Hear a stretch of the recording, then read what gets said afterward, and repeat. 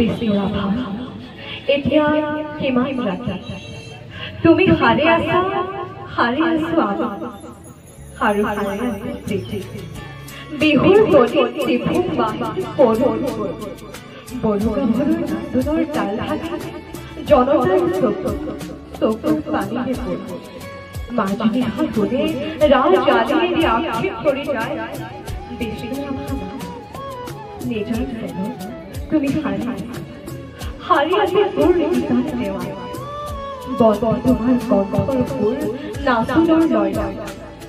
তুমি হাৰি আছে আৰু জাগ্ৰত জনতা নিদ্ৰা বিহীন ৰাতি বিষ্ণুৰাভা এতিয়া কিমান ৰাতি একোজন মানুহ কেতিয়াবা একোটা জাতীয় অনুষ্ঠানলৈ ৰূপান্তৰিত হৈ পৰে সেই ৰূপান্তৰ ঘটে মানুহগৰাকীৰ চিন্তা কল্পনা বৌদ্ধিক অৰ্হতা সৃষ্টিশীল প্ৰতিভা আৰু এইবিলাকৰ স্বাভাৱিকভাৱে অভিব্যক্ত হোৱা তেখেতৰ কৰ্মৰ মাজতে সমগ্ৰ অসমত সক্ৰিয় প্ৰতিভা দক্ষতা তথা তীক্ষ্ণ কলমৰ মাজেৰে এটা সময়ত বিপ্লৱ জগোৱা অসমৰ এক অন্যতম ব্যক্তি হ'ল বিষ্ণুপ্ৰসাদ ৰাভা সিদিনা আছিল 1909 চনৰ 31 জানুৱাৰী তাৰিখ দিনটো আছিল শুক্ল পক্ষৰ পঞ্চমী তিথি বৃহস্পতিবাৰ গোপাল চন্দ্ৰ ৰাভা আৰু গেজিৱালা ঔৰফত জন্ম পাইছে তেওঁলোকৰ অষ্টমটি পুত্ৰ সন্তান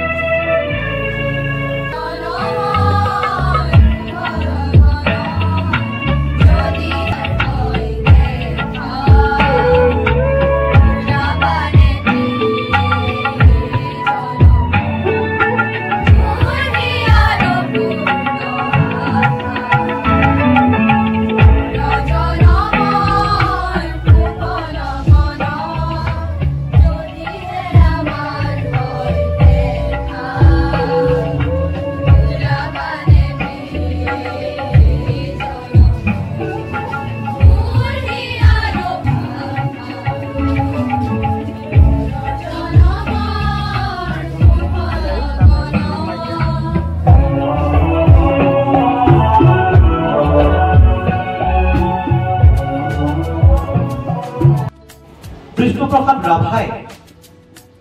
তেখেতে কৰ্মৰ জৰিয়তে অসমখনক আগুৱাই নিয়াৰ যি চেষ্টা যি প্ৰয়াস কৰিছিল সঁচাকৈ সি আছিল অতি উল্লেখনীয় আৰু প্ৰশংসনীয় বিষ্ণুপ্ৰসাদ ৰাভা 1968 চনত কৰ্কট ৰোগত আক্ৰান্ত হয় যাৰ দুমাহৰ পিছতে তেখেতে বুমবাৰ এখন কেঞ্চাৰ ইনষ্টিটিউটত তেখেতে চিকিৎসা লোৱাৰ পিছতে অসমলৈ ঘূৰি আহে আৰু তাৰ পিছত 1969 চনৰ মে মাহৰ শেষৰটো সপ্তাহত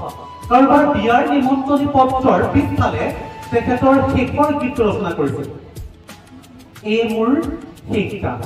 এইটো আছিল বিষ্ণুপ্ৰসাদ ৰাভাৰ শেষৰটো গীত আৰু 1969 চনৰ আজিৰ দিনটোত অৰ্থাৎ 20 জুন তাৰিখে এইজন মহান মনীষীৰ বিয়োগ ঘটে